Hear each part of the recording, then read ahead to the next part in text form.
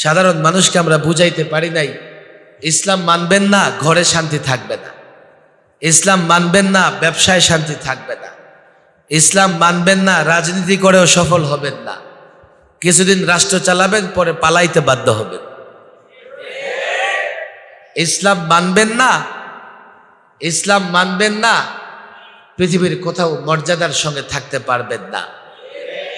জাতিকে আমরা বুঝাইতে ব্যর্থ, এটাই আমাদের ব্যর্থতা। জাতি আমাদের পেছনে ফরজ নামাজের ইমামতিতে ফরজ নামাজ আদায় করে। এই জাতিকে যখন আবার বলি যে অর্থ ব্যবস্থায় আল্লাহর নির্দেশনা আছে, মেনে চলেন, হুজুর আপনি আপনার রাস্তায় থাকেন, পেটে খাবার না থাকলে, সংসার চালাইতে না পারলে জীবন ধারণ করা যাবে না। জাতি তার মতো করে রাস্তায় নেমে স্লোগান দেয়। আমরা যদি বলি স্লোগানটা দ্বীনের নামে, ইসলামের নামে দাও, তো জাতি বলবে হুজুর আপনারা মসজিদের ভেতরেই থাকেন, আমাদের কাজ আমাদের করতে দেন। জাতিকে আমরা দ্বীন বুঝাইতে পারি না, এটা আমাদের ব্যর্থতা।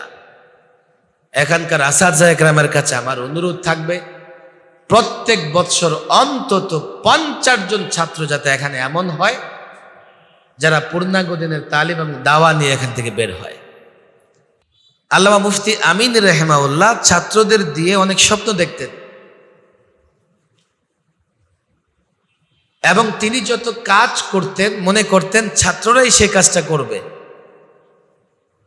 এই জন্য গতানুগতিক সংগঠনে বিশ্বাসী ছিলেন না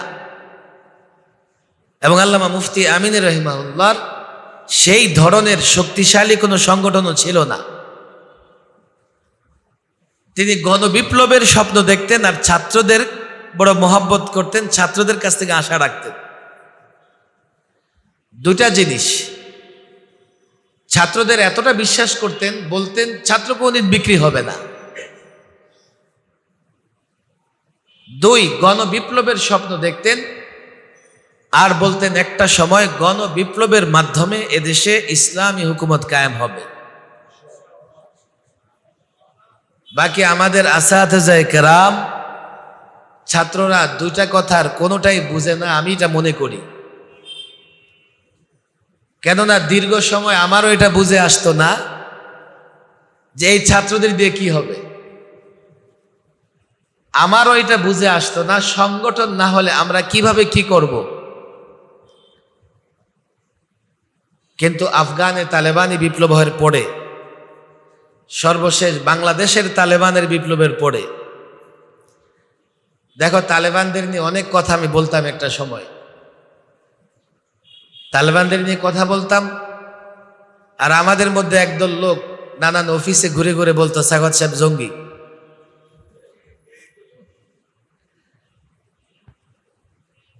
মিডিয়া পত্র পত্রিকায় কেন আমি তালেবানদের পক্ষে কথা বলি, এর জন্য আমাকে এক্সট্রা রিমান্ডও থাকতে হয়েছে। তালেবান এটা আফগানিস্তানের ভাষা। তালেবান মানে কি? তালেবান মানে কি? আফগানিস্তানে তালেবানের সরকার এই জন্যেই যে ছাত্রদের লড়াইয়ের মাধ্যমে একটা সরকার গঠিত হয়েছে। তালেবান কোনো দল বা সংগঠনের নাম না। বাংলাদেশের বর্তমান সরকারকে যদি আফগানের ভাষায় বলা হয় তাহলে বাংলাদেশের এই সরকারকেও বলতে হবে এখন যারা ক্ষমতায় আছে তারা তালেবানের সরকার। কেননা এই সরকার যারা ক্ষমতায় আসছেন ছাত্রদের আন্দোলনের উপরে তারা ক্ষমতায় আসছেন। তোমরা বাংলায় ছাত্রদের সরকার বলতে পারো আর আমি আফগানিস্তানের ভাষায় তালেবানের সরকার বলে জঙ্গি হয়ে গেলাম।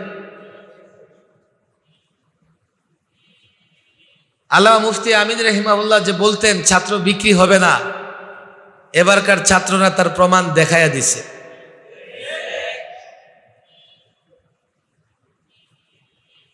গণবিপ্লবের মাধ্যমে ইসলাম কায়েম হবে, এর একটা রূপরেখাও আমাদের সামনে স্পষ্ট হয়েছে। অনেকে অনেক বিতর্ক করে যে খেলাফত বা ইসলাম কায়েম হবে, কোরআন সুন্নাহ প্রতিষ্ঠা হবে কোন পথে।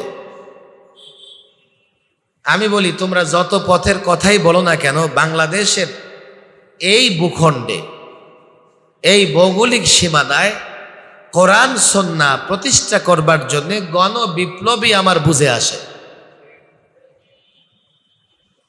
এর ব্যতিক্রম না ওলামাদের বুঝে আসতেছে, না গোটা পৃথিবীতে নানা সংগঠন নানাভাবে যারা কোরআন সুন্নাহ প্রতিষ্ঠা করতে চায় তাদের বুঝে আসছে। বাংলাদেশের এই ভূখণ্ডে গণ বিপ্লবের মাধ্যমে কোরআন সুন্নাহ প্রতিষ্ঠিত হবে, আর তার নেতৃত্ব ছাত্ররা দিবে। ছাত্রদের মাধ্যমে জনগণকে সঙ্গে নিয়ে কি করে হবে, এটা এবারকার ছাত্র আন্দোলন তার একটা ছোট্ট প্রমাণ। 50 বছর ধরে এদেশে ইসলামী সংগঠনগুলো আছে, কাজ করতেছে।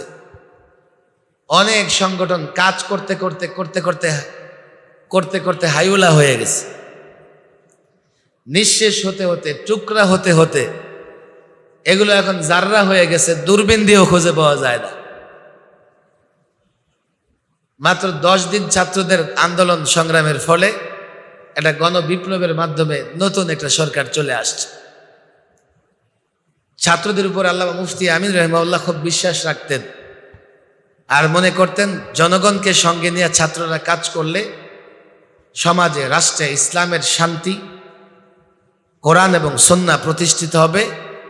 যখন ছাত্ররা জনগণকে বুঝাতে পারবে, জনগণ ছাত্রদের পাশে থাকবে। আমাদের আকাবেরদের ছাত্র জীবন, তাদের কর্মজীবনের শুরুটা কতটা কষ্টের ছিল, 2-4 জনের জীবনী আলোচনা করলেও আলোচনা করে শেষ করা যাবে না। আজকাল তো ছেলেরা মনে করে কোনো ধরনের কষ্ট হবে না, আলেম হয়ে যাবে।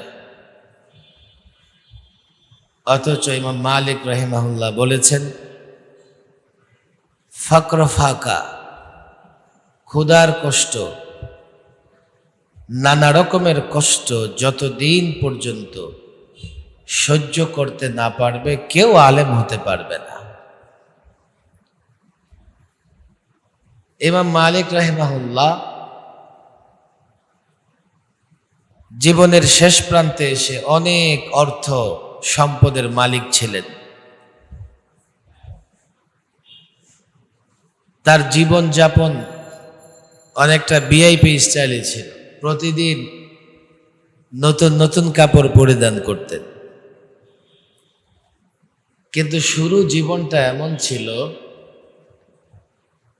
যে ঘরের কড়া বিক্রি করে, ঘরের কাঠ বিক্রি করে তার জীবন ধারণ করতে হয়েছে।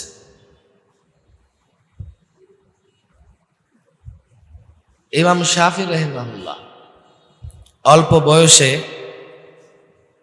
হাদিস অর্জনের পথে অগ্রসর হলেন, অর্থ করে নেই। ইমাম শাফি নিজেই লিখেন, বিকেল বেলায় আমি সরকারি দফতরে চলে যেতাম। সরকারি দফতরে দিন শেষে কিছু কাগজপত্র নষ্ট করে এদিক সেদিকে ছড়ে ফেলা হতো। আমি সেই কাগজগুলো টোকায়া সেই কাগজগুলোর মধ্যে এলেম সংরক্ষণ করার চেষ্টা করতাম। যাদেরকে তোমরা চিনো, যাদেরকে হাজারো কোটি লাখো মানুষ মেনে চলে, অনুসরণ করে, তাদের শুরু জীবনটা কেমন ছিল? ইমাম আবু ইউসুফ রাহিমাহুল্লাহ তিনি নিজেই বর্ণনা করেন, আমি ইমাম আবু হানিফা রাহিমাহুল্লাহর সবকে বসতাম। আমার বাবা একদিন আমাকে ধরে নিয়ে আসলেন, আরে ইমাম আবু হানিফা তো পরাটা খায়, তুমি খাবে কি? যাও কাজ করো গিয়া। কয়েকদিন সবকে নাই, ইমাম আজম ইমাম আবু হানিফা রাহিমাহুল্লাহ ইমাম আবু ইউসুফকে ডেকে পাঠালেন। ব্যাপার কি, সবকে আসো না কেন? সবক পড়লে হবে, খাবার দাবারও তো লাগবে, আমার বাবা আমাকে কাজে লাগাই দিয়েছেন। কাজে ঠিক আছে, আজকে সবকে বসো, যাওয়ার সময় আমার সঙ্গে দেখা করে যেও। যাওয়ার সময় ইমাম আবু হানিফা রাহিমাহুল্লাহ ছোট্ট একটা থলে ব্যাগ তার হাতে ধরাই দিলেন। ইমাম আবু ইউসুফ বাড়ি গিয়ে থলেটা খুলে দেখে এর মধ্যে 100 দিরহাম আছে।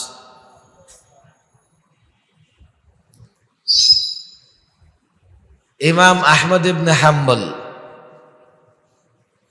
হাম্বলি মাজহাবের নাম শুনেছ তোমরা?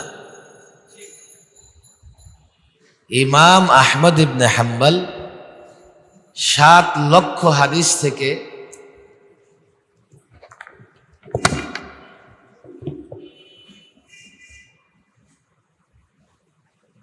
যাচাই বাছাই করে মুসনাদ ইমাম আহমদ ইবনে হাম্বল বা মুসনাদ আহমদ ইবনে হাম্বল সুদীর্ঘ হাদিসের কিতাব রচনা করেছে। সে ইমাম আহমদ ইবনে হাম্বলের ছাত্র জীবন যদি তোমরা দেখো, কতটা কষ্টে পড়াশোনা করেছেন, কতটা কষ্টে লেখাপড়া চালিয়েছেন।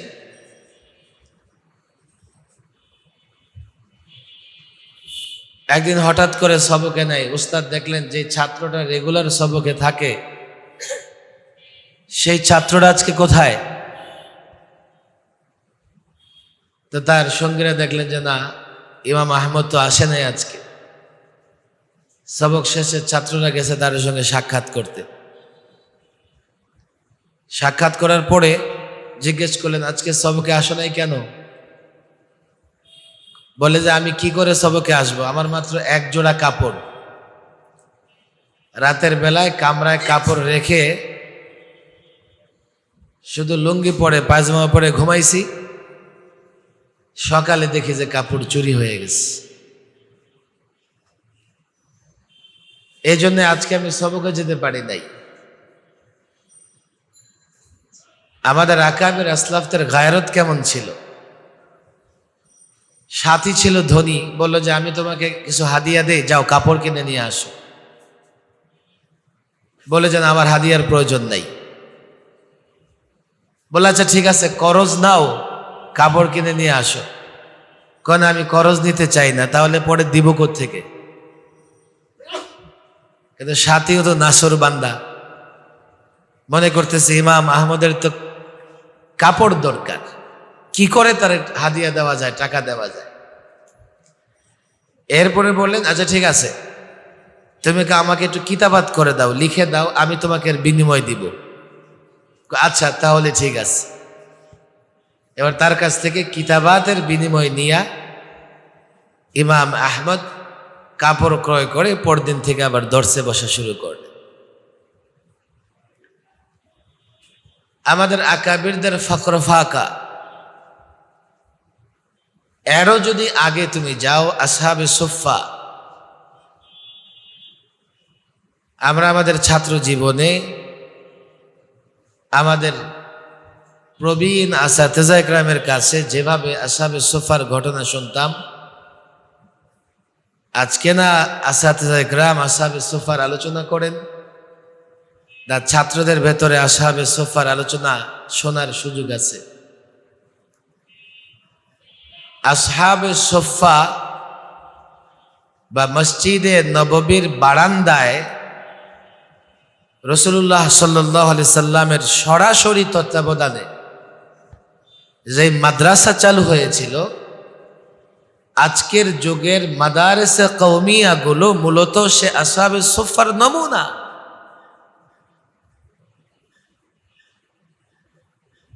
আসহাবে সুফফা মূলত এই মাদ্রাসা মসজিদ নবীর বারান্দায় তৈরি হয়েছিল গরিব মুহাজিরদের জন্য। গরিব মুহাজিরদের থাকার জায়গাও ছিল না। তো মসজিদে নববীর উত্তর পূর্ব কোণায়, অর্থাৎ রাসূলুল্লাহ সাল্লাল্লাহু আলাইহি সাল্লামের রওজা, রওজার ঠিক বিপরীত দিকে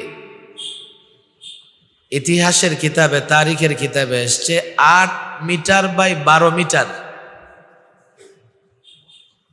8 মিটার বাই 12 মিটারের একটা সাফরা তৈরি করে দিলেন রাসূল সাল্লাল্লাহু আলাইহি সাল্লাম। সোফা মানে হচ্ছে চত্বর, ময়দান। মসজিদে নববীর বিটার ঠিক বরাবর করে ময়দানের কোনায় রাসূলুল্লাহ একটা তাঁবুর মতো ছাপড়ার মতো করে দিলেন। আর তার শুরুতে সাইজ ছিল 12 মিটার বাই 8 মিটার। আমি আরবদের কিতাবে এই মাপজোক পর্যন্ত দেখেছি। সেখানে গরিব মুহাজির সাহাবা একরাম থাকতেন এবং ইলম অর্জন করতেন। আজকালের মাদারেসে কওমিয়ার সঙ্গে আসহাবে সুফফাকে কেন তুলনা করা হয়? আসহাবে সুফফাতে যে সমস্ত সাহাবা একরাম ছিলেন তাদের রিজিকের ব্যবস্থা কি ছিল? তাদের রিজিকের ব্যবস্থা ছিল জায়গির। এখনো গ্রাম দেশের মাদ্রাসাগুলোতে মাদ্রাসার ছাত্ররা আশপাশ মহল্লার নানা বাড়িতে জাগির থাকেন। সকালে যান, দুপুরে যান, বিকেলে যান, খাবার খেয়ে আসেন, খাবার নিয়ে আসেন। আসহাবে সুফফায় সাহাবা একরাম যারা ছিলেন প্রতিদিন বিকেল বেলায় একজন সাহাবী তার সক্ষমতা অনুযায়ী 1 2 3 জনকে বাড়ি নিয়ে যেতেন, খাবার খাওয়াইতেন, আবার পরে দিয়ে যেতেন। এখনকার মাদারেসে কওমিয়ায় যাদের তৌফিক আছে, আল্লাহ যাদেরকে সম্পদ দিয়েছেন, তারা তাদের ইচ্ছে মতো দান সদকা করে থাকেন। তখন আসহাবে সুফফার খাবারের জন্যে মদিনাবাসী সাহাবা একরাম নানা রকমের দান খয়রাত করতে থাকতেন। ঠিক 1500 বৎসর পরে আজকালের মাদারেসে কওমিয়াগুলো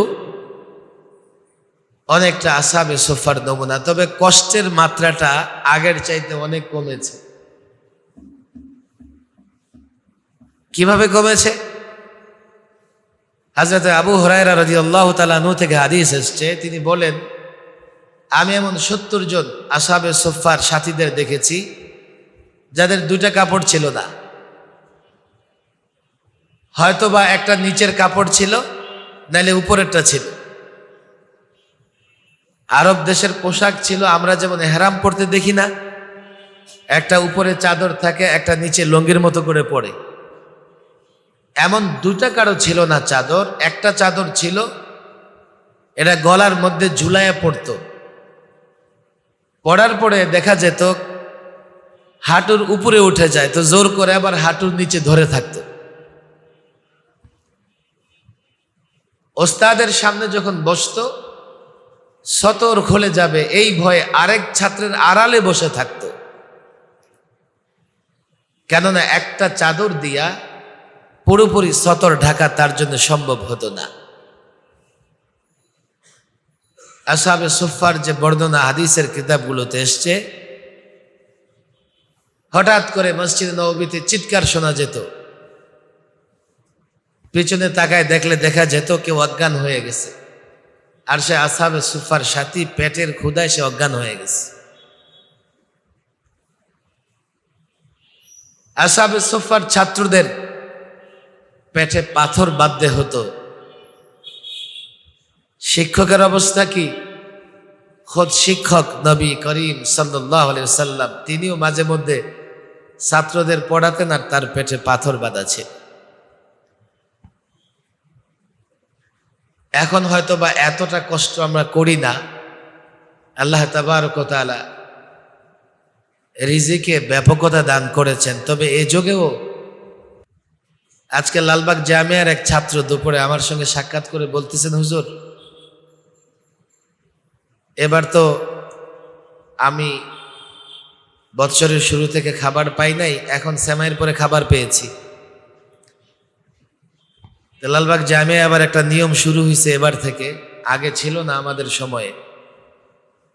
ফ্রি খাবার জারি করলেও একটা নির্দিষ্ট অঙ্কের টাকা দিয়ে জারি করা লাগে। এই যে পুরো টাকাটা আমি একসঙ্গে দিব, আমার তো এই পরিমাণ টাকা নেই, আমি খাবার কেমনে জারি করব? ফুলখানা পেয়েছি হুজুর। আমি তাকে বললাম, কেন? যদি খাবার জারি না হয় তুমি খাবে কোথায়? নিঃসন্দেহে কিনে খাবে, তা তোমার তো টাকা আছে, যে টাকা আছে সে টাকা দিয়ে খাবার জারি করো। হুজুর সামান্য কিছু টাকা আছে, মাঝে মধ্যে ব্যবস্থা হয়, আমি হোটেল থেকে 10 টাকার ভাত কিনি আর 10 টাকার ভাজি কিনি, এটা কিনে আমি দুপুরেও খাই রাতেও খাই, আর সকালবেলা আমি মাঝে মধ্যে মুড়ি চিড়ে এটা খাই। ঢাকা শহরে সাধারণত যাদের পয়সা আছে তাদের সন্তানেরাই আসে। আমি ঢাকার বাইরেও নানা মাদ্রাসার প্রোগ্রামে যাই। একবার নেত্রকোনা এক মাদ্রাসার প্রোগ্রাম সেরে ওরা আমারে খাবার দাবারের জন্য মাদ্রাসার ভেতরে নিয়ে গেছে। মাদ্রাসার ভেতরে গিয়া দেখি ফ্লোর কাঁচা আর মাটির উপরে ছাত্ররা কাঁথা বিছাইয়া শুয়ে আছে। শীত এত প্রচন্ড, কম্বল গায়ে দিয়েও থাকার মতো না।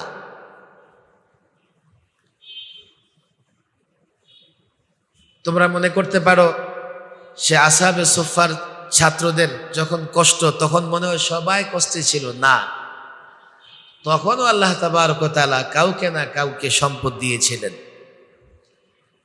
এই মাদারেসে কওমিয়া গুলো মূলত আসহাবে সুফফার এই নমুনা। দিন এবং দিনের তালিম কষ্টের মাধ্যমে আসে, কষ্টের মাধ্যমে আসে। আল্লামা মুফতি আমিন রাহিমাহুল্লাহ বারবার এই কথা বলতেন, তোমরা আমার শেষ জীবন দেখো না, গোমরা হয়ে যাবা।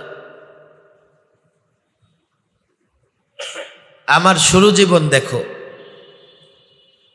নিজেই আল্লামা মুফতি আমিন রাহিমাহুল্লাহ নিজের ঘটনা বলতেন। ব্রাহ্মণবাড়িয়ার আমিনপুরে হযরতের বাড়ি। আমিনপুর থেকে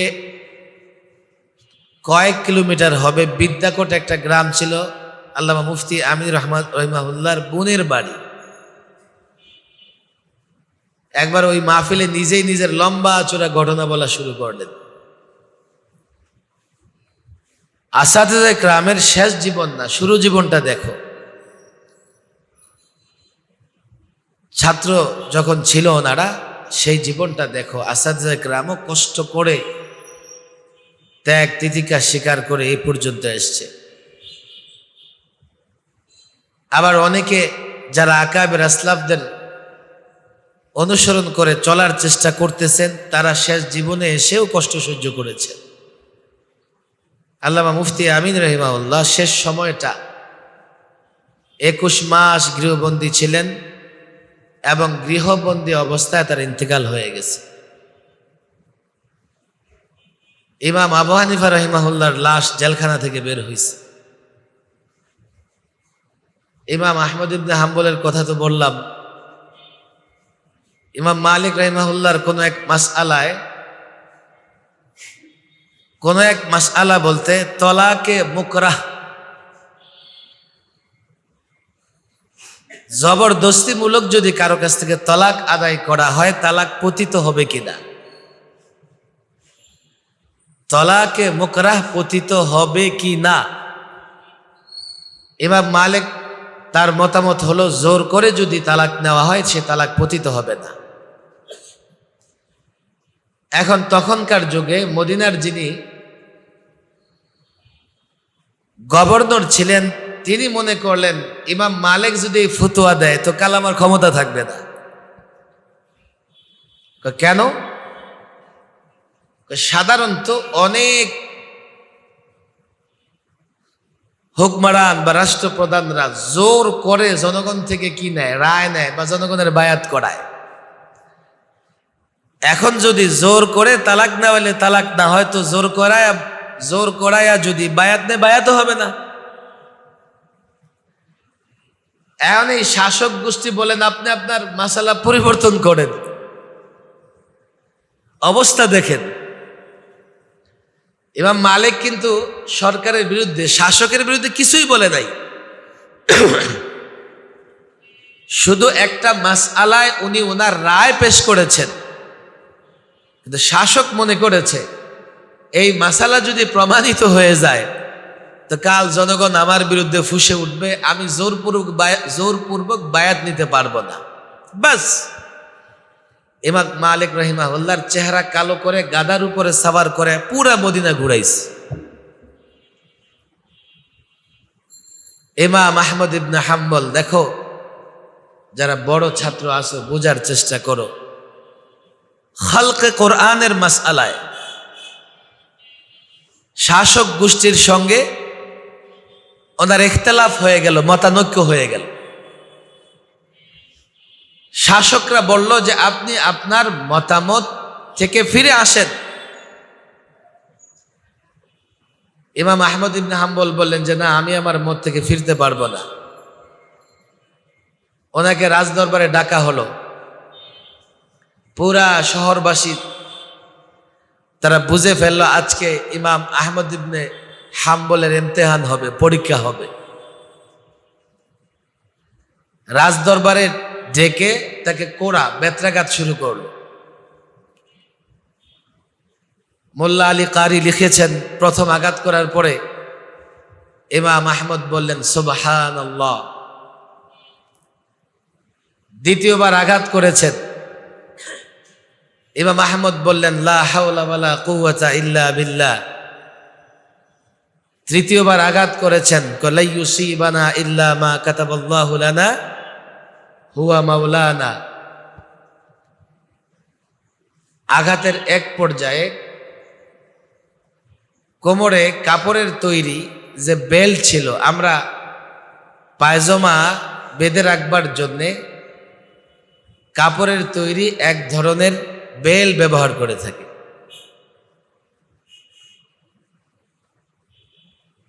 এটা ছিঁড়ে গেছে। এর মানে হলো এখন পায়জামা খুলে নিচে পড়ে যাবে। আকাশের দিকে তাকায় কি যেন পড়লেন, তো সঙ্গে সঙ্গে এই পায়জামা উপরের দিকে উঠে গেছে।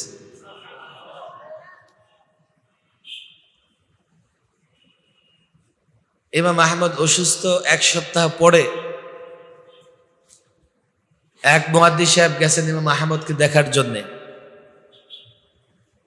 সেবা শুশ্রূষা করার পরে প্রশ্ন করলেন, হুজুর আপনার যখন পায়জামা খোলে নিচে পড়ে যাচ্ছিল, আমরা দেখলাম যে আকাশের দিকে তাকায় আপনি কি যেন পড়লেন, আসলে কি পড়েছেন?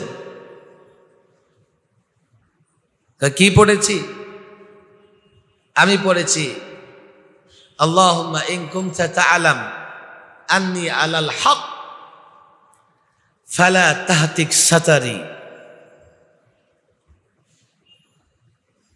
হে আল্লাহ, তুমি জানো আমি হকের উপরে আছি, তুমি আমার সতর নষ্ট করো না। এই কাপড় খুলে জমিনে পড়ে গেলে জনগণের সামনে আমি বেজ্জতি হব। আল্লাহ তাবারক ওয়া তাআলা কুদরতি ভাবে ইমাম আহমদ ইবনে হাম্বলের পায়জামা উপরে উঠায় রাখলেন। অনেকে কষ্ট এবং ত্যাগ স্বীকারকে মুসিবত মনে করে, অনেকে কষ্ট এবং ত্যাগ স্বীকার করাকে নিজের জন্য বিপদ মনে করে, যার জন্য এমনভাবে চলতে চায় যেখানে কোনো রিস্ক নাই, এমনভাবে জীবনযাপন করতে চায় যেখানে কোনো ধরনের বাধা নাই, এমনভাবে নিজেকে বাঁচায় রাখতে চায়, মনে করে সমাজের সব লোকেরা যেন তাকে ভালো মনে করে। অথচ প্রত্যেকটা ইমতিহান, মানুষের জীবনে ইমতিহান আসলেই তখন পাশ করার মতো একটা জায়গা তৈরি হয়। তোমরা যারা শরীফিয়ার ছাত্র আছো, দেখো গত বছরও অনেক কথা আমি তোমাদের বলেছি। আমি জানি না তোমরা আমার কথাগুলো মনে রাখছো কিনা। প্রথম কথা তোমাদের কাছে এটাই, যত কষ্ট হোক না কেন এলেমের পথ থেকে মুহূর্তের জন্য বিচ্যুত হওয়া যাবে না। যদি একটা জীবন কষ্ট করো, পরবর্তী একটা জীবন এমন আসবে আল্লাহ তাবারক ওয়া তাআলা রাজা বাদশাহের মতো জীবন যাপন করার তৌফিক দিবেন। এই ইমাম আবু ইউসুফ রাহিমাহুল্লাহ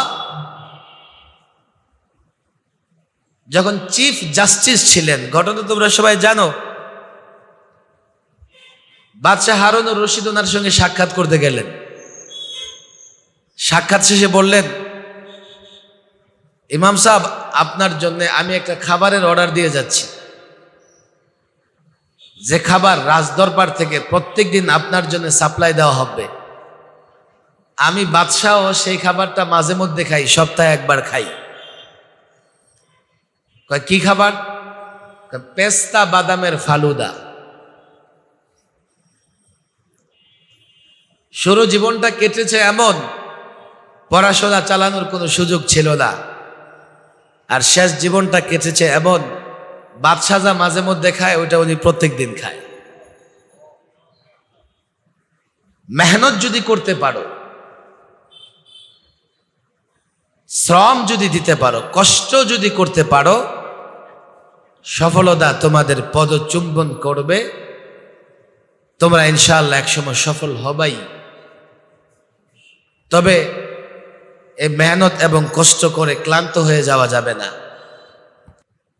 পড়াশোনার জীবনে কিছুটা কষ্ট হবে ভিন্ন রকমের। এরপরে তোমার দায়িত্ব হচ্ছে নায়েবে নবী হিসেবে রাসূল সাল্লাল্লাহু আলাইহি সাল্লামের দ্বীনকে জমিনে প্রতিষ্ঠিত করা, খলিফা হিসেবে আল্লাহ তাবারক ওয়া তাআলার প্রতিনিধিত্ব করা। তখনও নানা সময় তোমাকে কষ্ট কিংবা ত্যাগ স্বীকার করতে হতে পারে। সেই সময়টাতেও নিজের হিম্মত মনোবল হারালে হবে না।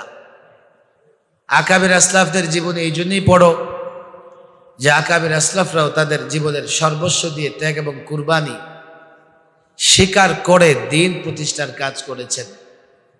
দেখো, আমার জেহেনে এখন অনেক কথা আছে, কিন্তু প্রচন্ড গরম, আমি সব কথা বলবো না।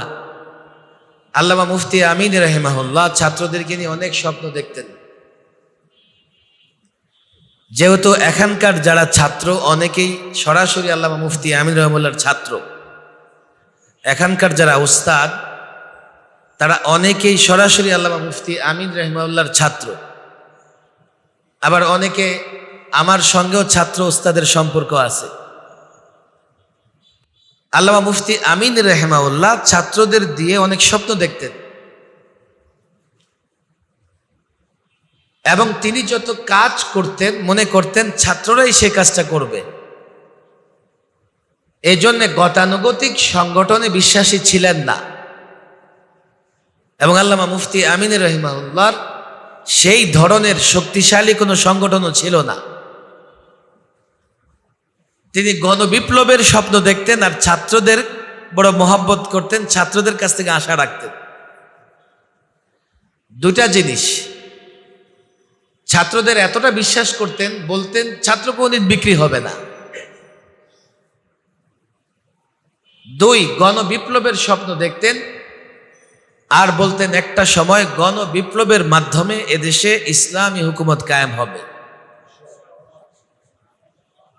বাকি আমাদের আসাতেজায়ে কেরাম ছাত্ররা দুইটা কথার কোনোটাই বুঝে না, আমি এটা মনে করি।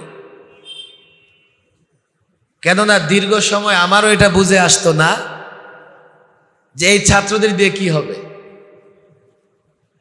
আমারও এটা বুঝে আসতো না সংগঠন না হলে আমরা কিভাবে কি করব। কিন্তু আফগানে তালেবানি বিপ্লবের পরে, সর্বশেষ বাংলাদেশের তালেবানের বিপ্লবের পরে, দেখো তালেবানদের নিয়ে অনেক কথা আমি বলতাম একটা সময়। তালেবানদের নিয়ে কথা বলতাম আর আমাদের মধ্যে একদল লোক নানান অফিসে ঘুরে ঘুরে বলতো সাগত সাহেব জঙ্গি।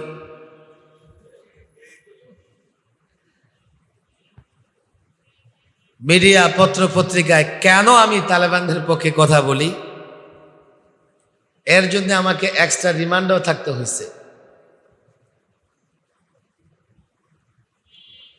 তালেবান এটা আফগানিস্তানের ভাষা। তালেবান মানে কি? তালেবান মানে কি?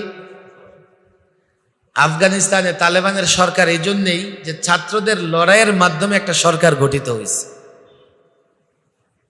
তালেবান কোনো দল বা সংগঠনের নাম না। বাংলাদেশের বর্তমান সরকারকে যদি আফগানের ভাষায় বলা হয় তাহলে বাংলাদেশের এই সরকারকেও বলতে হবে এখন যারা ক্ষমতায় আছে তারা তালেবানের সরকার। কেননা এই সরকার যারা ক্ষমতায় আসছেন ছাত্রদের আন্দোলনের উপরে তারা ক্ষমতায় আসছেন। তোমরা বাংলায় ছাত্রদের সরকার বলতে পারো, আর আমি আফগানিস্তানের ভাষায় তালেবানের সরকার বলে জঙ্গি হয়ে গেলাম। আল্লামা মুফতি আমিন রহিমাহুল্লাহ যে বলতেন ছাত্র বিক্রি হবে না, এবারকার ছাত্ররা তার প্রমাণ দেখাইয়া দিছে।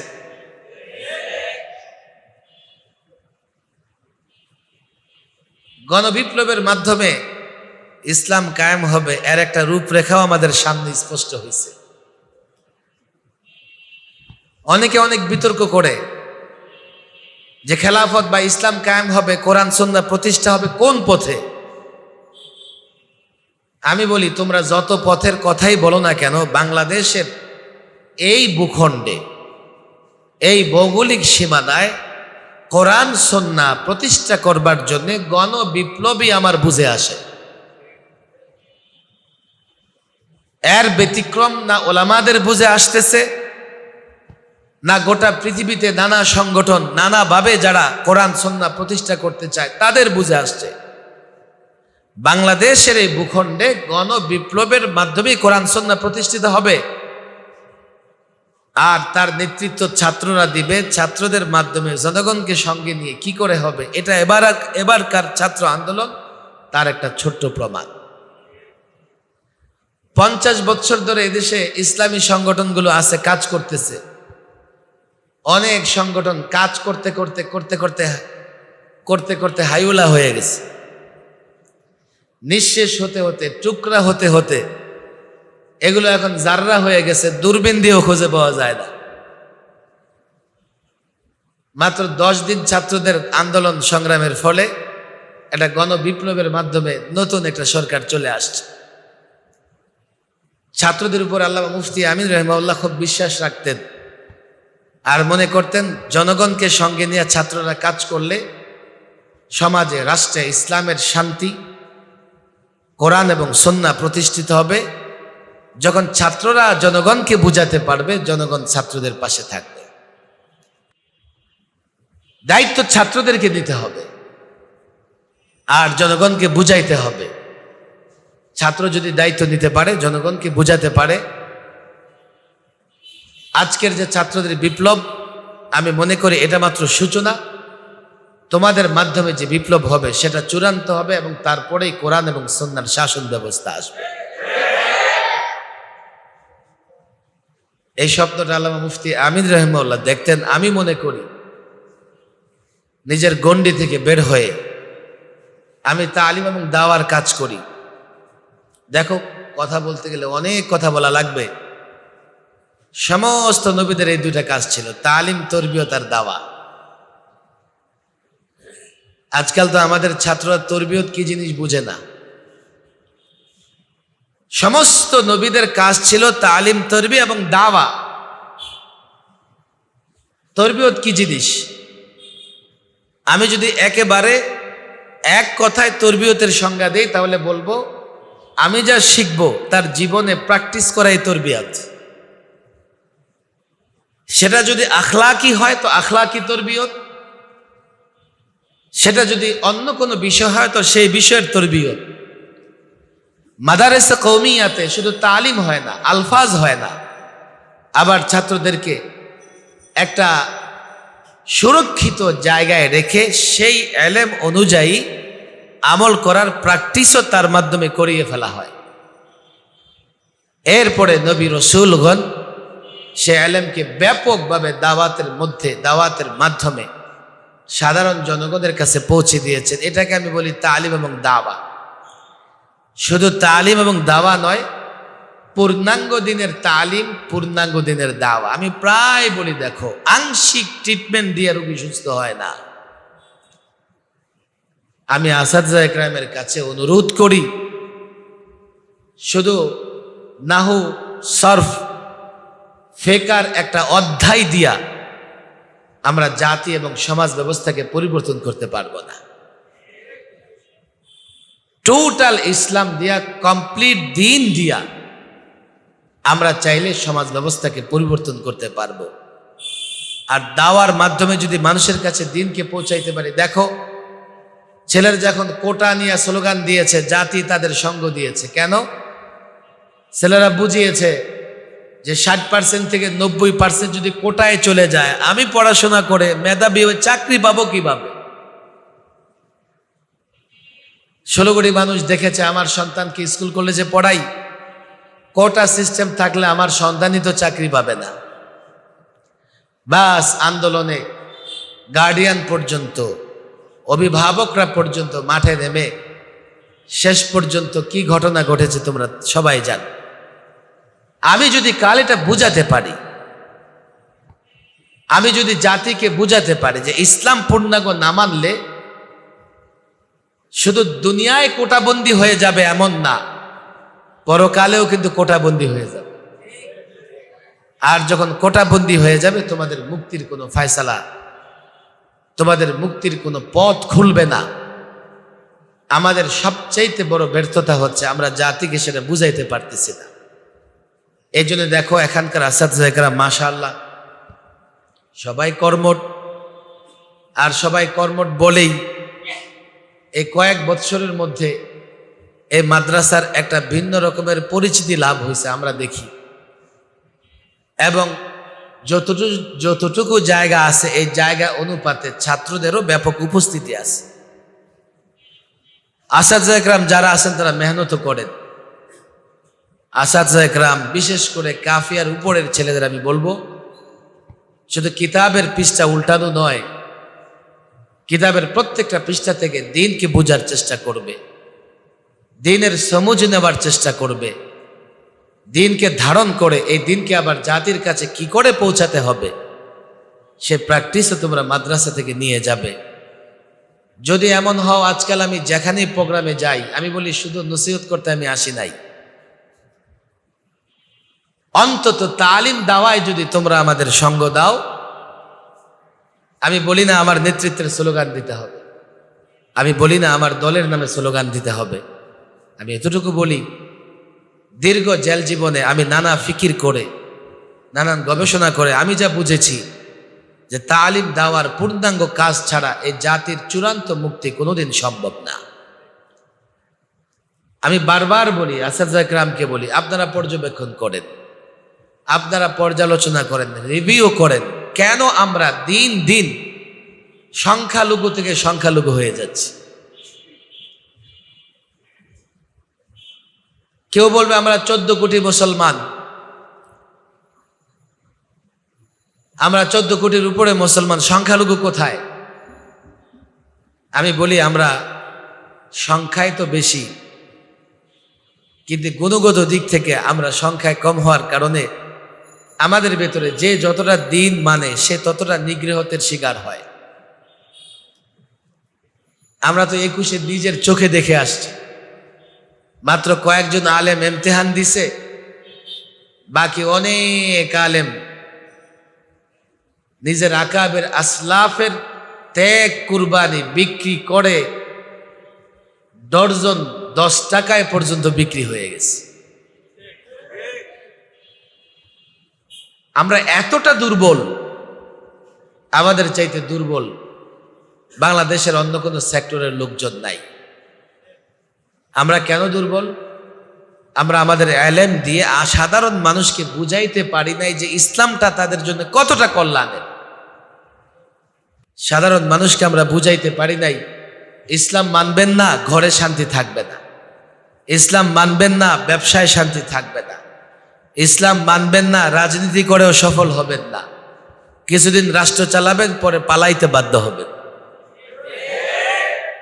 ইসলাম মানবেন না, ইসলাম মানবেন না, পৃথিবীর কোথাও মর্যাদার সঙ্গে থাকতে পারবেন না। জাতিকে আমরা বুঝাইতে ব্যর্থ, এটাই আমাদের ব্যর্থতা। জাতি আমাদের পেছনে ফরজ নামাজের ইমামতিতে, আমাদের ইমামতিতে ফরজ নামাজ আদায় করে।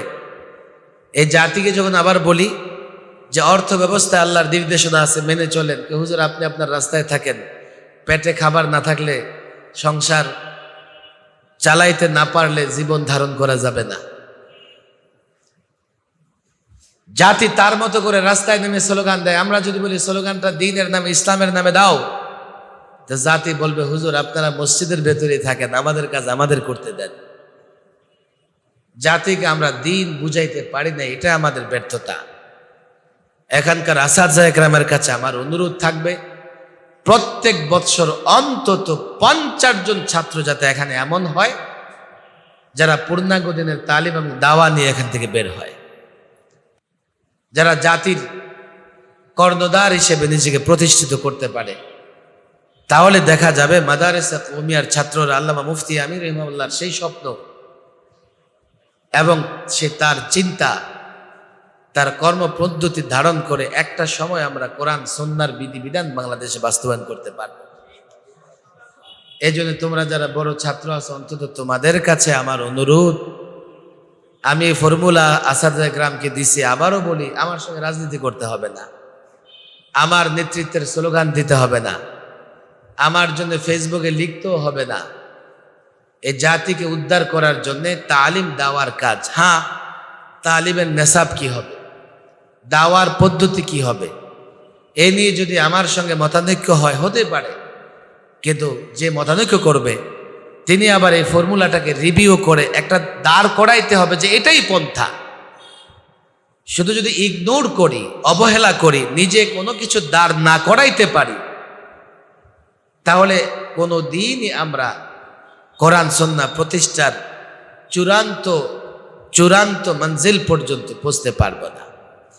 এই জন্য আমি তোমাদের বলি, দেখো, ছাত্রদের বলি, আসাদজা গ্রামদের বলি, যারা আমার সঙ্গে ছাত্র শিক্ষকের নেসবত আছে তাদেরকেও বলি, এই ছাত্রদের মুআল্লিম বানানোর সঙ্গে সঙ্গে দায়ী বানাইতে হবে।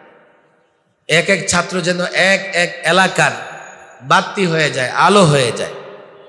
দেখো, কোনো এলাকায় যদি বড় একটা লাইট লাগানো থাকে, অন্ধকার যতই ঘনিয়ে আসুক না কেন, সে লাইটের আলোতে এলাকার মানুষ পথ চলতে পারে না। তদ্রূপ কোনো এলাকায় যদি কোনো আলেম থাকে, তার এলেমের নূর যদি সেখানে প্রজ্বলিত হয়, তো গোমরাহি, ভ্রষ্টতার অন্ধকার যতই ঘন কালো হোক না কেন, ওই এলাকার মানুষ ওই আলেমের এলেমের নূরে সঠিক পথে, সিরাতে মুস্তাকিমের পথে চলতে পারবে। তোমাদের এক একজনকে এক এক এলাকার বাতি হিসেবে তৈরি করে দিতে হবে। তোমরা যদি এক একজন এক এক এলাকার রাহনুমা হতে পারো, মুক্তাদা হতে পারো, তাহলে একটা সময় দেখা যাবে কি তোমাদের একটা সমন্বিত প্রয়াস এই জাতিকে মুক্ত করতে পারবে। আর তোমাদের এলাকার সংখ্যালঘু হও, তো তোমাদেরকে একসাথে করলেও, ঐক্য করলেও তোমাদের দ্বারা জাতির জেহালত পরিবর্তন করে ইসলামের সোনালী অধ্যায় ফিরিয়ে আনা সম্ভব হবে না। কোরআনে কারীমের দুখানা আয়াত আমি তেলাওয়াত করছি, আলোচনা লম্বা হয়ে যাবে, আমি সেদিকে যাব না। দেখুন, হাল ইয়াস্তাবিল্লাযীনা ইয়া'লামুনা ওয়াল্লাযীনা লা ইয়া'লামুন। পড়াশোনা করবা না আর পড়াশোনা করবে তারা কখনো এক হতে পারবা না। এটা পরবর্তীতে বোঝা যায়। ছাত্র জীবনে পড়ে নাই, এখন তার নেতা হইতে মন চাইতেছে, তো চলো, যে পড়াশোনা করছে তারা ধাক্কায় ফালায় কই যায়, সামনে যায়।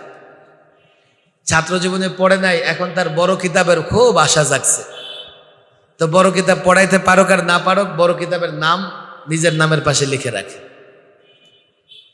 যে জানে না, কোনোদিন এক হতে পারে না।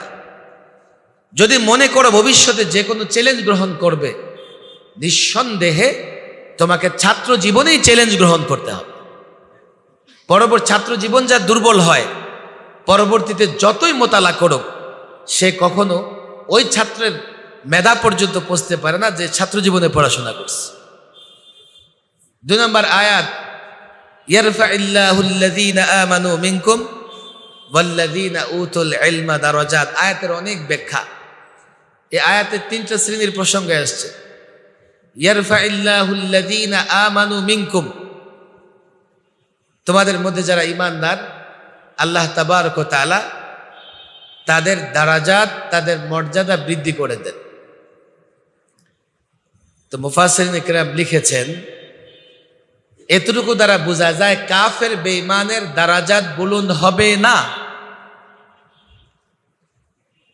একটা প্রকার খারেজ হয়ে গেল। ফাওয়ায়েদে কুয়ুদ যদি বর্ণনা করো, ইয়ারফাইল্লাহুল্লাযীনা ইয়ারফাউ আল্লাহ কাদের আল্লাযীনা আমানু, আল্লাযীনা ঈমানদারদের মর্যাদা আল্লাহ বৃদ্ধি করবেন। এর মানে যাদের ঈমান নাই তাদের মর্যাদা আল্লাহ দুনিয়া আখিরাতে বৃদ্ধি করবেন। কাফের এক ফরিক। যারা ঈমানদার, আয়াতের পরবর্তী অংশে তাদেরকে আবার দুই শ্রেণীতে বিভক্ত করে ফেলেছে। ওয়াল্লাযীনা উতুল ইলমা দারাজাত, এবং আল্লাহ তাবারক ওয়া তাআলা তাদের মর্যাদা বৃদ্ধি করে দেবেন যাদেরকে ইলম দিয়েছেন। তো ঈমানদার আবার দুই ভাগে বিভক্ত। এক দলের ইলম আছে, আরেক দলের কি নাই? ইলম নাই। তিনটা শ্রেণী। এক কাফের, তাদের দারাজাত বুলন্দ হবে না। ঈমানদার, তাদের মধ্যে একদল এলেমওয়ালা, একদল এলেম ছাড়া। দুই নম্বর, যারা ঈমানদার কিন্তু এলেম ছাড়া, তাদের দরজা মাত্র একটা। আর ওয়াল্লাযীনা উতুল ইলমা দারাজাত, আল্লাহ তাবারক ওয়া তাআলা তাদের অনেক দরজা, অনেক স্তর তাদের জন্য বৃদ্ধি করে দেবেন। তিনটা শ্রেণী হয়ে গেছে। কাফের, ঈমানদার এলেম ছাড়া, আর ঈমানদার এলেমওয়ালা। কাফেরের প্রসঙ্গ শেষ। ঈমানদার যদি এলেম ছাড়া হয় তার একটা দরজা বৃদ্ধি পাবে, আর যদি এলেমওয়ালা হয় দারাজাত, দারাজাতের কত, সংখ্যাটা কত? হযরতে আব্দুল্লাহ ইবনে আব্বাস বলেছেন যে একজন ঈমানদার, সাধারণ ঈমানদার, এলেম ছাড়া ঈমানদার আর এলেমওয়ালা ঈমানদার বা আলেমের মধ্যে যে স্তর বা যে দারাজাতের পার্থক্য হবে, এটা কমপক্ষে 700 দারাজাতের পার্থক্য হবে। আর প্রত্যেক দরজার ব্যবধানটা কত হবে? এক এক দরজা থেকে আরেক দরজা পর্যন্ত পৌঁছতে তার 500 বৎসর সফর করতে হবে। একজন আলেমের মর্যাদা কোথায়? ওয়াল্লাযীনা উতুল ইলমা দারাজাত। মনে রেখো, দুনিয়া এবং আখিরাত আল্লাহ তাবারক ওয়া তাআলা আলেমের দরজা বুলন্দ করে দেন। হাদিস মনে রাখবা, মান সালাকা তরিকান ইয়াতলুবু ফীহি ইলমা, রাস্তা চলতেছে, উদ্দেশ্য এটা যে ইলম অর্জন করবে। তোমরা এমন একটা রাস্তা চলতেছো যে রাস্তায় তোমাদের উদ্দেশ্য হচ্ছে ইলম অর্জন করবা। তোমাদের ফজিলত, তোমাদের মর্যাদা কি? ইলম অর্জনের জন্য যে রাস্তা অতিক্রম করবে, সালাকাল্লাহু বিহি তরিকাম মিন তুরুকিল জান্নাহ, আল্লাহ তাবারক ওয়া তাআলা এই পথে চলতে চলতে জান্নাতের একটা পথে তাকে পরিচালিত করবেন। এর মানে ইলম অর্জনের পথে চলতে চলতে জান্নাতের পথে চলতে থাকবে, জান্নাতের পথে চলতে চলতে জান্নাতে পৌঁছে যাবে। তোমাদের মর্যাদা এটা। তোমাদের মর্যাদা যেহেতু এটা, আমি মনে করি যে ইলম অর্জনে আরো বেশি মনোনিবেশ দিবা। কিতাবের পৃষ্ঠা নয়, কিতাব থেকে সমুজ, কিতাব থেকে ফাহাম অর্জন করবার চেষ্টা করবা এবং তা নিজের জীবনে বাস্তবায়ন করার চেষ্টা করবা। আর তোমাদের কাছে আমার আবেদন, আমি তোমাদের বলি, দেখো, আবারও বলি তোমাদেরকে, ছাত্র জীবন শেষ করে ওস্তাদ থেকে বিচ্ছিন্ন হয়ে যাবা না। আসাদজা ইকরামের কাছেও আমার অনুরোধ, এলমি ময়দানে তো কাজ করতেই হবে, পাশাপাশি ছাত্রদের সঙ্গে নিয়া দিন প্রতিষ্ঠার জন্যে। আজকাল বিতর্ক হয় খেলাফত প্রতিষ্ঠা করা ফরজ না ওয়াজিব। আল্লামা মুফতি আমিন রহিমাহুল্লাহ আদর্শ রাজনীতি, আদর্শ রাষ্ট্রনীতি, এখানে এই কথাটা নানা আকাবের আসলাফদের কোট করে সেখানে তিনি লিখেছেন, খেলাফত প্রতিষ্ঠার চেষ্টা করা ফরজে আইন, খেলাফত প্রতিষ্ঠার চেষ্টা করা, কোরআন এবং সুন্নাহর বিধিবিধান বাস্তবায়নের চেষ্টা করা ফরজে আইন। ফরজে আইন। কেউ বলবে হয়তোবা যে হুজুর এটা তো ওয়াজিব বা ফরজে কিফায়া। আমি বলি তারা হয়তোবা ভুল বলে নাই, তবে তাদের বক্তব্যের ভিন্ন একটা প্রসঙ্গ আছে। কোরআন সুন্নাহ প্রতিষ্ঠার চেষ্টা করা ফরজে আইন, কোনো সন্দেহ নাই। কিন্তু আমি যদি এখন একটা বিপ্লব করে কোরআন সুন্নাহ প্রতিষ্ঠার একটা রাষ্ট্র তৈরি করে ফেলি, তখন আমার জন্যে বিচারক হিসেবে চাকরি করা, ইসলামী অর্থ ব্যবস্থা প্রতিষ্ঠা করবার জন্যে ব্যাংকের গভর্নর হওয়া, নানান শোবাতে গিয়া নানান দায়িত্ব পালন করে, সেটা ফরজে কিফায়া। রাষ্ট্র প্রতিষ্ঠা পর্যন্ত ফরজে আইন। রাষ্ট্র প্রতিষ্ঠা হয়ে গেছে, আমি চাইলে খানকায় ফিরে যেতে পারি, আমি চাইলে মাদ্রাসায় ফিরে যেতে পারি, কিন্তু আমাদের মধ্যে একটা শ্রেণী এমন তৈরি হওয়া লাগবে যারা রাষ্ট্রটাকে পরিচালনা করবে। জাজ হওয়া লাগবে, বিচার কার্য পরিচালনা করবে। ব্যাংকার হওয়া লাগবে, ব্যাংকে ইসলামী তরিকায় চালাবে। মিউনিসিপ্যালিটির অফিসার হওয়া লাগবে, যাতে নাগরিকদের সুযোগ সুবিধা যথাযথভাবে আদায় করতে পারে। এই দায়িত্ব কিছু মানুষের পালন করলে বাকিদের পক্ষ থেকে সেটা পালন করা কি হয়ে যাবে, বাকিদের দায়িত্ব আদায় হয়ে যাবে। এটা ফরজে কিফায়া হতে পারে। প্রত্যেক ছাত্র, প্রত্যেক ওস্তাজ, তার ভেতরে তালিমের পাশাপাশি এই ফিকির থাকতে হবে কি করে জমিন আল্লাহর দিন প্রতিষ্ঠা করা যায়। এই ফিকির যদি না থাকে, দেখো ব্যক্তি জীবনে 20 ভাগ ইসলামও মানা যায় না, আর সামাজিক এবং রাষ্ট্রীয় জীবনে 80 ভাগ ইসলাম তোমার জন্য ওয়েটিং এ আছে, অপেক্ষা করতেছে। তুমি যদি এটা মনে করো পূর্ণাঙ্গ ইসলাম মেনে চলবা, তোমাকে সমাজ এবং রাষ্ট্র ব্যবস্থা পর্যন্ত ইসলামকে প্রতিষ্ঠা করতে হবে। আমি তোমাদের সঙ্গে চাই, আমি তোমাদেরকে আমার সঙ্গে না, আমি তালিম দেওয়ার কাজে সঙ্গে চাই। আমার এখানে আসার একটা অধিকারও এই জন্যই আছে, আসাদে কেরাম মহব্বত করেন, তোমরা হয়তোবা মহব্বত করো। এই মহব্বত যত বস্তায় বাঁধো না কেন, এই মহব্বত রাখার জায়গা হবে না। আমি চাই ছাত্র জীবনের পরবর্তী জীবন, আমি বলি না সবাই ঢাকায় চলে আসো, বাংলাদেশের যে প্রান্তে যেখানেই তুমি থাকো না কেন, সেখানে তালিম দেওয়ার কাজ করো। সে এলাকাকে ইসলামী মানহাজে, সে এলাকার মানুষের মেজাজে ইসলামীকরণ করো। দেখো, প্রায় বলি আমি, মানুষের মেজাজ ইসলামীকরণ করা জরুরি। তার আমল বিশুদ্ধ করতে পারলে ভালো। যদি একজনকে তুমি আমল বিশুদ্ধ করে দিলা আর তাকে বলে খবরদার নামাজ কিন্তু ঠিক মতো পড়তে হবে, তার মেজাজ যদি আমলি না হয়, তা তোমার অগোচরে গিয়া দেখা যাবে সে নামাজও পড়ে না, ঠিক মতো আমলও করে না। এমন এক কিচ্ছা আগে বক্তারা বলতো। কি কিচ্ছা বলতো? এক মৌলবী সাহেব বুড়িরে বলছে, বুড়ি 40 ওয়াক্ত নামাজ যদি পড়ো তোমার পুরস্কার দেব।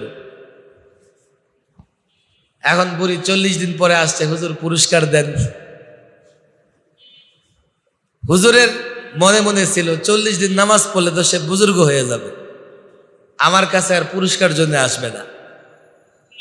বলে না না, তোমাকে তো পুরস্কার দেওয়ার জন্য না, উদ্বুদ্ধ করার জন্য বলছি। এখন এই বুড়ি বলে, হুজুর আমি জানতাম, এই জন্য নামাজ পড়ছি হুজুর ছাড়া।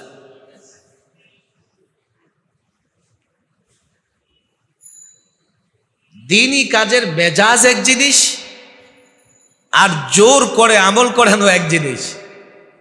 ছাত্রদের মেজাজ তৈরি না হলে ওস্তাদ যদি লাঠি নিয়ে যায়, সব ফরফর করে মসজিদে চলে আসবে। ওস্তাদ নাই কিংবা বাড়িতে গেছে, এক ওয়াক্ত নামাজও পড়বে না। মেজাজ যদি তৈরি হয়, লঞ্চে নামাজ পড়বে, বাস থেকে নেমে নামাজ পড়বে, টার্মিনালে গিয়ে নামাজ পড়বে। সাধারণ মানুষের মেজাজ যদি তৈরি করে দাও তুমি, তার আমলে ত্রুটি থাকতে পারে। মেজাজ যদি ঠিক থাকে, তো সে বাংলাদেশের যেখানেই থাকুক না কেন, প্রশাসনের যেখানেই থাকুক না কেন, সেখানেই তোমাকে কি করবে? সহযোগিতা করবে। এই জন্য আমি তোমাদের কাছে, বাংলাদেশের যে প্রান্তেই তুমি থাকো, সেই প্রান্তে নিজেকে মুআল্লিম, দায়ী হিসেবে পেশ করতে হবে জাতির সামনে। তুমি সেখানেও যদি কি করো, দেখো বড় আফসোসের বিষয়, আমরা গত পরশুদিন সচিবালয়ে গুরুত্বপূর্ণ 2 জন উপদেষ্টার সঙ্গে দীর্ঘ বৈঠক করেছি। আমাদের উদ্দেশ্য ছিল একটাই, অন্তত আগামী বর্ষের শিক্ষাক্রমে পাঠ্যসূচিতে যেন বিতর্কিত ইসলাম বিরোধী কোনো কিছু না থাকে। বিশেষ করে ডারউইনিজম, মানুষ বানর থেকে তৈরি, এই ধরনের আজগবি, এই ধরনের ভয়ঙ্কর গল্প, পদ্য, গদ্য যেন বইগুলোতে না থাকে। ট্রান্সজেন্ডারের মতো অভিশপ্ত বিষয় যেন বই পুস্তকে না থাকে। দীর্ঘ কথা হয়েছে, কথার পড়তে পড়তে এমন একটা কথাও এসছে, আমরা কিন্তু জাতির নেতৃত্ব দেই। যদি আপনারা দায়িত্ব পালন না করেন আমরা কিন্তু জাতিকে বলে দেব, পরে এই জাতি কিন্তু আপনাদেরকে আবার পূর্বের রাস্তা ধরাইয়া দিবে, বলে না হুজুর আমরা তো আছি, আপনাদের সাথে আছি, কোনো সমস্যা নেই বলেন। আরে তারা কি জানবে? তোমরাই তো জানো না তোমাদের শক্তি কোথায়। বাংলাদেশে কমপক্ষে 4 লক্ষ মসজিদ আছে। 4 লক্ষ মসজিদে অন্তত জুমার দিন গড়ে 1.5 থেকে 200 মুসল্লি নামাজ আদায় করে, আর সেটা যদি শহর কেন্দ্রিক হয় তো 2-4 হাজার মুসল্লিও নামাজ আদায় করে। গড়ে কমপক্ষে 10 মিনিট হলেও এই 1.5 থেকে 200 মুসল্লি খতিবের আলোচনা শোনে। 4 লক্ষ মসজিদকে যদি 150 দিয়েও ভাগ দাও 6 কোটি হবে।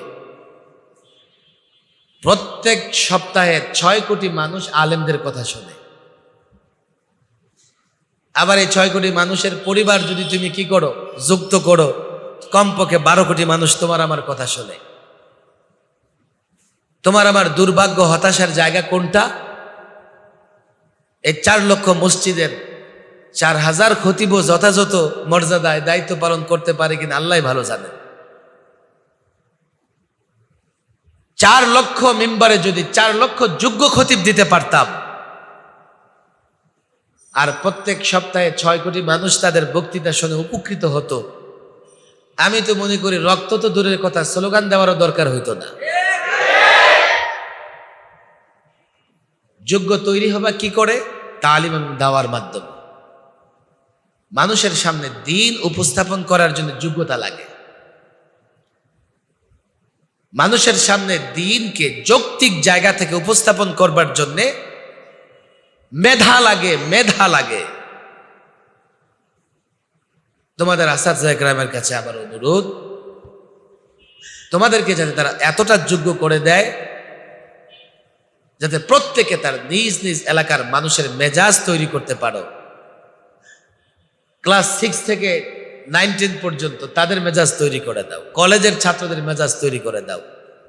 তাহলে সে যখন থানায় বসবে ইসলামের কথা বলবে, সচিবালয়ে বসবে ইসলামের কথা বলবে, কোনো ক্যান্টনমেন্টে অবস্থান করবে ইসলামের কথা বলবে। তার কাছে তোমার দাওয়াত নিয়ে যেতে হবে না। তার মেজাজ তৈরি হয়ে গেলে ইসলামের প্রয়োজনে তোমার কাছে এসে বসে থাকবে যে হুজুর দ্বীনের কিছু বিষয় আমাকে এলেম দেন, আমাকে ধারণা দেন। একটা জায়গাকে মজবুত করো, তালিম দাওয়ার জায়গাকে মজবুত করো। হ্যাঁ, কাফের বাতিল পত্তলিক মুশরিকরা তোমাদের মোকাবেলায় হয়তো বা আসবে। যখন আসবে তোমার সামাজিক শক্তি, তোমার জনসম্পৃক্ততা এতটা বৃদ্ধি পাবে, জনগণের চিৎকারে আওয়াজে তাদের কানের পর্দা ফেটে তারা সব অজ্ঞান হয়ে যাবে। দ্বীনের পক্ষে আওয়াজ দিলে হবে, রক্ত দিতে হবে না। সাহাবা ইকরামের ফুতুহাত, তাদের যে বিজয়গুলো এসছে দেখো, এমনিতে আসে নাই। তাদের বিজয়গুলোর পেছনে মক্কি জিন্দিগিতে লম্বা সময় তালিম এবং দাওয়ার তরবিয়ত ছিল। এরপরে মদনী জিন্দিগিতে তারা একটা কাফেলা তৈরি করে এই কাফেলাকে জেহাদের নামে অগ্রসর হয়েছে। পাশাপাশি যেই শহরে গেছে তাদেরকে আগে স্বচ্ছ ইসলামের দিকে আহ্বান করছে, স্বচ্ছভাবে ইসলামের দিকে তাদেরকে দাওয়াত দিয়েছে। তোমাদেরকে দাওয়াতের পথ এবং দাওয়াতের পাথেয় সম্পর্কে জ্ঞান লাভ করতে হবে। তোমাদের জানতে হবে এই পথে প্রতিবন্ধকতাগুলো কি কি, কিভাবে তুমি সেই প্রতিবন্ধকতাগুলো টপকাতে পারবা। এজন্য আমি শুধু ওয়াজ করতে চাই না, একটা সবক তোমাদের দিতে চাই না। আমি চাই দাওয়া এবং তালিমি কাজে যতদিন তোমরা দ্বীনের সঠিক পথে থাকো, আমাকে আমার কাজে, সিরাতের কাজে সহযোগিতা করবা তো ইনশাআল্লাহ। এই জায়গায় একটু দুর্বলতা আছে। দাওয়া তালিমের কাজে সহযোগিতা করবো তো ইনশাআল্লাহ। তোমরা যদি কখনো আমার চাইতে দাওয়া তালিমের আপডেট কোনো ভার্সন নিয়ে আসতে পারো, আমি তোমাদের সঙ্গে থাকবো ইনশাআল্লাহ। যতদিন পারো না ততদিন আমার সঙ্গে থাক। আমি হাঙ্গামা, মিছিল, মিটিং ছাত্র জীবন থেকে একটু কমই পছন্দ করতাম। এখানে লালবাগের ফোজালারা আছে, 12 বৎসর পর্যন্ত 11 বৎসর 12 বছর 11 বৎসর পর্যন্ত লালবাগ মাদ্রাসায় দর্স তাদরিসের বাইরে প্রধান অতিথি করে পোস্টার নিয়ে আসলে যাইতাম না আমি। আমনি সাহেব যখন গৃহবন্দী হলেন তখন হুজুর বাধ্য করলেন কিছু কিছু প্রোগ্রামে যাইতে। এরপরে 13তে যখন হেফাজতে ইসলাম আসলো তখন তো আর চুপ করে থাকতে পারলাম না। এইভাবে আমি ময়দানে অবতীর্ণ হয়েছি। লম্বা গবেষণা আমি করছি।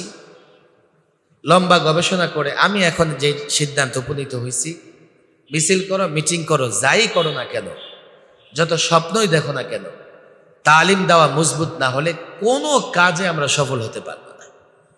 এজন্য আমি তোমাদেরকে তালিম দেওয়ার কাজে, দিন প্রতিষ্ঠার কাজে, খেলাফত প্রতিষ্ঠার কাজে সারা জীবন তোমাদের সঙ্গে পেতে চাই। থাকবা তো ইনশাআল্লাহ? আল্লাহ তাবারক ওয়া তাআলা তৌফিক দান করুন। শুরুতে মনে হয়েছিল অনেক গরম হবে, এখন একটু ঠান্ডাই লাগতেছে। বাইরে বৃষ্টি হচ্ছে নাকি? আল্লাহ তাবারক ওয়া তাআলার বড় দয়া। আমি জেল থেকে বের হওয়ার পরে গরম সহ্য করতে পারি না। জেলে 2 বৎসরের মতো এত প্রচন্ড গরম সহ্য করছি, এখন গরম লাগলেই জেলের কথা মনে পড়ে যায়। প্রচন্ড গরম আমি সহ্য করছি জেলখানার ভেতরে।